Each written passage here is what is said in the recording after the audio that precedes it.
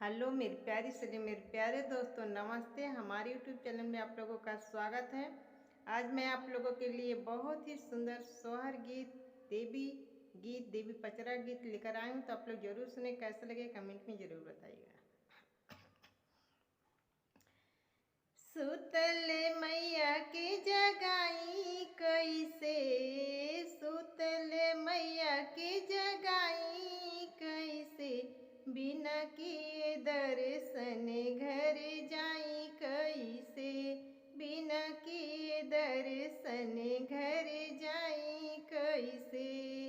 मैया के लिए हम सिंदूर ले आईनी, मैया के लिए हम सिंदूर ले आईली।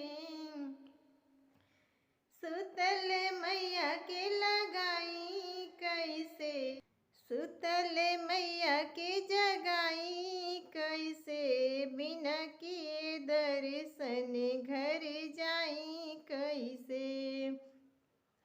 सुतल मैया के जगाई कैसे, सुतल मैया के जगाई कैसे, बिना किए दर्शन घर जाई कैसे। मैया के लिए हमें विदिया ले आईली, विदिया ले आईली, टिके वाले आईली। सुतल मैया के लगाई, सुतल मैया के लगाई कैसे, बिना किए दर्शन घर जाई कैसे।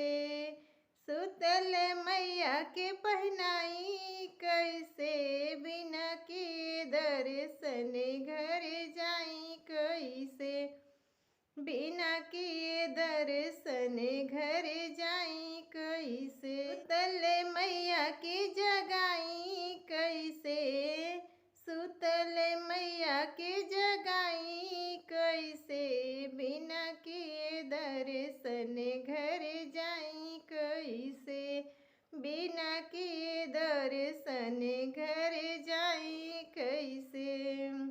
मैया के लिए कंगना ले आईली, कंगना ले आईली, चुनरी ले आईली। मैया के लिए कंगना ले आईली, कंगना ले आईली, चुनरी ले आईली।